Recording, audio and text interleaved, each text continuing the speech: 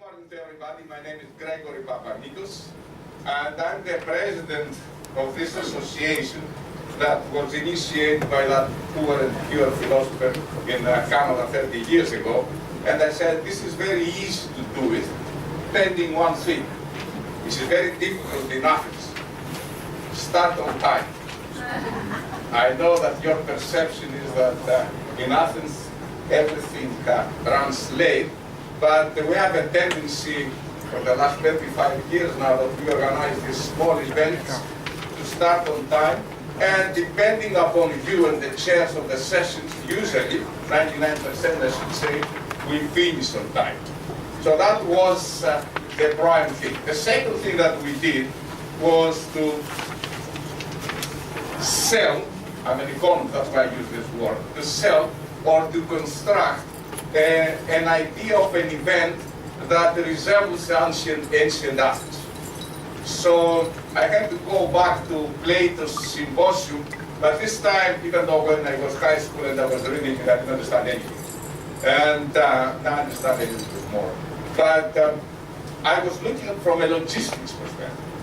Let's say how much time each speaker had, let's say what was the arrangement of the room, let's say how many people were there.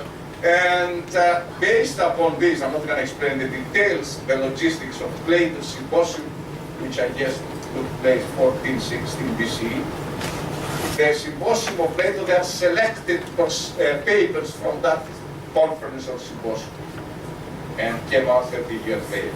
But in any case, the idea is to have people from different disciplines and keep the time. I think the average time was about 17, 18 minutes, starting from the first one that I count that is only 5 minutes. I think it was Phaedrus. He spoke, and of course, if we split Socrates and Diotima into two, so Socrates got about 10, 15 minutes. So don't ask for more time if Socrates had less than 15 minutes. That's the idea. Now, because a lot of people, they want 1 hour. If you cannot persuade your audience in 15 minutes, I think you're lost. I remember when I was a high school student, just here downtown Athens. By the way, maybe you don't, still we are trying to find out the venue that the ancient Symposium of Plato took place. I think it's close here. There's a small street in downtown Athens. It's just 5 minutes. We know that the house of Agathon was the guy that hosted the event, was very close to Agora, to the sea that you will go tomorrow. So it might take 5, 10 minutes. There's a small street in downtown Athens, maybe that's by then, which is called Agathon, by the way. So we can imagine and think that that was the house that that great symposium took place. Of course, Athens, it is true that Athens was an open city. As Thucydides said, using Pericles' mouth, our city is open to the world. We never expel a foreigner from coming and seeing and learning. And that was in distinction with Sparta, because in Sparta all the foreigners were kicked out, literally speaking. And this is the only true matter of Pericles' funeral oration, because all the others are Facebook lies. Whatever he says there, they are lies about the city. If you read it, it's a Facebook. It's that's why when Socrates was asked about the funeral oration of Pericles, he told Pericles the difficult part is not to praise Athenians in Athens, but to praise Spartans in Athens. Then you would be wrong. Anyway, our idea here is very simple, and of course we have a mission statement, we have a policy, we have a membership that is growing every year, and we are more than welcome if you like what we are doing to join us. But of course, if you don't like us, you can criticize us, and we can take this into consideration. But remember, we've been around for 25 years, and we have heard almost everything that you can think of, good or bad. Now, I don't have big advice or contributions to the discussion to give to you, but just a warning because it happened in the past. And I want to make sure that doesn't happen during these 2 days of deliberations. please, I know it's difficult, don't say here in Athens that this idea is the first time that is mentioned. If you, that's Keramikos, the old cemetery of Athens. Suddenly when someone said it, there was an uproar. There was almost a resurrection of the dead. They were laughing. So you have to be very, very careful. And usually the 15-20 minutes that we use for presentations is just to, I should say, to introduce yourself and contribute to the discussion, because that's the most important thing, and not your 15-minute presentation. I'm saying that because some people, and it's very sad, the young people, not in all conferences and events, they come here, they present and they leave, because they think that the most important presentation is their presentation. So please, please make sure that the 15 minutes is only the beginning of your contribution to this conference. And we try to structure the sessions and the events in such a way so we don't get tired. Now, on another note, which is again, I think significant, is for reasons that you may understand, the English language was chosen because it's an international language. It's like the ancient Greeks during the Hellenistic period, which there is the period followed Alexander the Great. Now, we don't aspire, because some people say, I want to speak in my own language. This is okay, but you cannot contribute to the discussion, especially the discussion that takes place outside this room, if always you have an interpreter next to you. So that's not conducive to what we try to achieve here. Even if your English is broken English, is better than talking through interpreter. It's like, because I read a little bit of ancient Greek, it's like when I see the translations of ancient Greek philosophy or historical documents into modern English. Believe me, even the best translations, they are not as good as the old original document. Something is missing there. Now, coming back to the English language, of course, people, because they come from all over the world, and Nikos told me at the office that the definition, because since we are here at the city of Socrates, we have to define all our terms. He says, people that speak 3 languages, they are trilingual. People that speak 2 languages, they are bilingual. And people that speak 1 language, they are Americans. That's how he defined. And I said I'm going to say that in the opening remarks. Because the second issue about monolingual, bilingual and trilingual people is those that they speak only 1 language. They think that it's the only language. I mean, they get by surprise when I told them there are 200 and more dialects in the world. And I'm saying that for those to encourage those people that they don't speak English very well, because we see them in them. Don't worry. If people do not understand that, you can start them swearing at them in your own language. So nobody will understand. Now, apart from the English language itself, there is the accent problem. And as I say in many conferences, the best accent in this room is my accent. So if that's how English should be spoken, I think, with my accent. And I don't know why some people are laughing, but I'm very serious. So don't care about your accent either, but you have to go slow, not like me, so people can pick up your accent. It takes you a few minutes so they can understand you. And of course it helps if English is not your first language, if we use PowerPoint presentations. Now, just for the logistics of that, in each room we have a research assistant, we have paid for him here, we have an administration outside, and we have some academic members that are responsible for the conference. But the question that you ask is very important. Don't ask an academic member about administration. Okay, please, and it happens every week. People come and complain that they receive information from an academic about administration. We have said that the academics never respond, even if it looks rude, to questions that regard administration. I'm going to stop here. And I'll give the floor to Professor Papas, our Vice President, and he will tell you more about the Athens system for 10 minutes. And because we have overloaded one session, please make sure that we start a little bit earlier the session so we can have more time for presentation. Thank you very much for being here.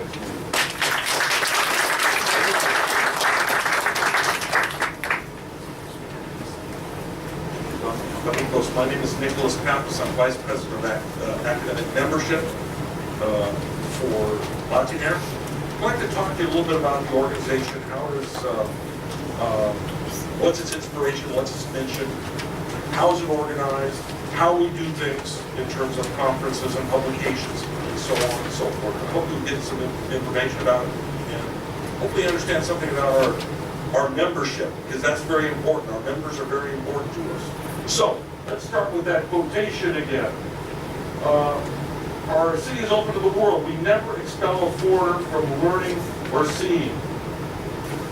In his quotation in the original Greek, he uses the term xenasias, which comes from the word xenos, which means a stranger, but it's usually in a very welcoming way. In fact, in modern Greek, philoxenia is love of a stranger. That's hospitality in Greek. Xenos usually has a positive connotation. There's another word that we use. It has a negative connotation, especially when the Romans took it over, and that was barbaros, barbarian. Barbarian means, in Greek, somebody that babbles, blah, blah, blah, blah, blah, blah, blah. Doesn't speak the same language. So you'll come across both these words. Now, one of the things that's very important is that here's an example of this. The other Greeks have pretty much the same dialect, lifestyle, and dressing style. But Athenians have an amalgam of all Greeks and barbarians. In other words, Athenians adopt new ways from other people, and of course they mix it up, which is a very important thing. It means that none of you are really a stranger to us. Okay? Especially in Athens. From Socrates, means neither Greek or Athenian, but citizen of the cosmos. Citizen of the world. And we're all citizens of the world, no matter where we come from, who we are, what we believe, and so on and so forth.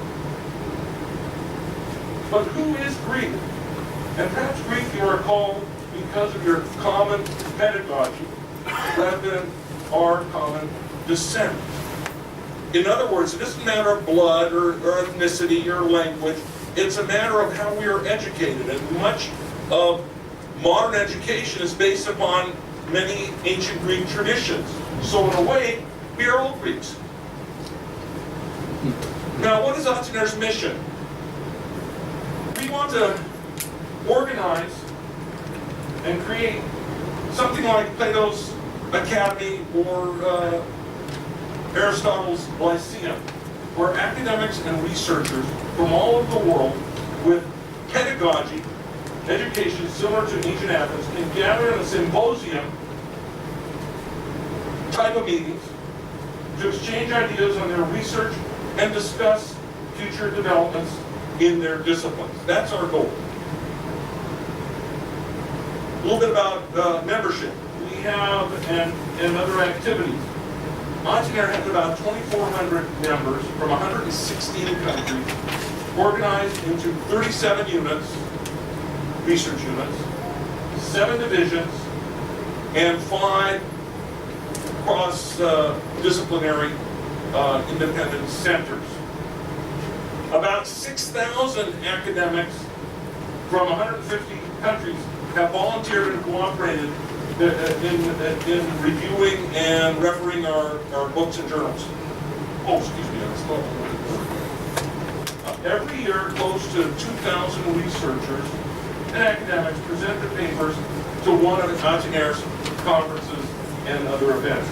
In total, more than 20,000 scholars have come to Athens and presented papers to one or more conferences organized by Atiner since 1995, a period of a little over 23 years.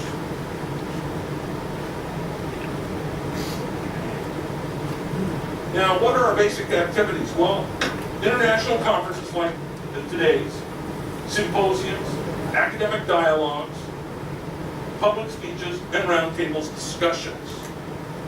We assist in hosting courses in Athens accredited by other universities, and there are a list of universities that have had courses, either study tours or courses taught here in Athens and cooperating with them. We also have autonomous summer courses, and if you're interested, please let us know.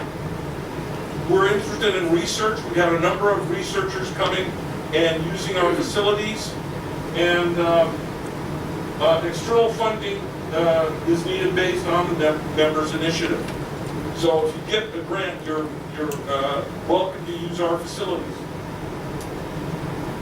We also host visiting researchers, fellows, and etc. There's some fun.